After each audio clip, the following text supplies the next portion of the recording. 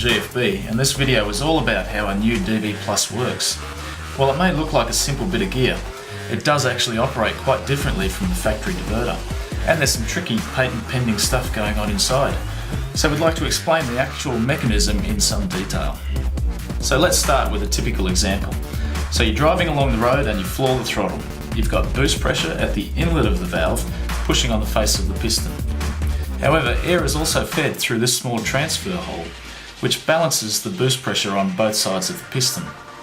And the important thing is, the area here is about 20% smaller than the area on the back of the piston. So that means for any given boost pressure, there's 20% more force pushing it closed than there is pushing it open. So that means the piston is going to stay shut no matter what the boost pressure is, and even if you remove the spring entirely.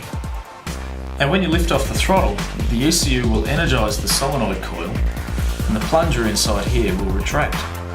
And what that will do is open up a port on the back of the valve here, which relieves the pressure from behind the piston.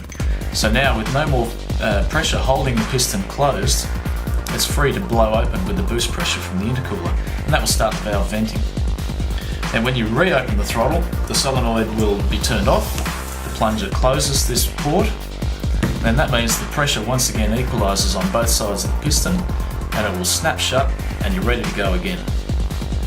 If, however, you don't reopen the throttle, the ECU will continue to keep the solenoid turned on for a couple of seconds. As the DV Plus vents, the intercooler pressure will drop and the spring will actually start to close the piston until there's no more pressure left, and then the piston will be fully shut. So even if the ECU is holding the solenoid coil on, the DV Plus can close itself if there's no more boost pressure left to vent. This is the key to improving throttle response over the factory valve. You only vent just enough air to get the job done, which is to prevent compressor surge.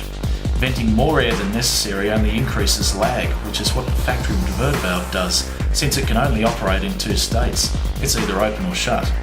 The factory diverter valve has no ability to progressively close or open in response to the boost pressure in the pipes.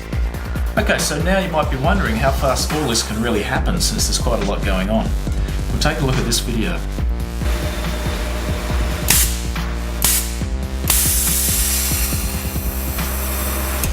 So you can see that the valve opens and closes pretty much instantly, even at 30 psi boost.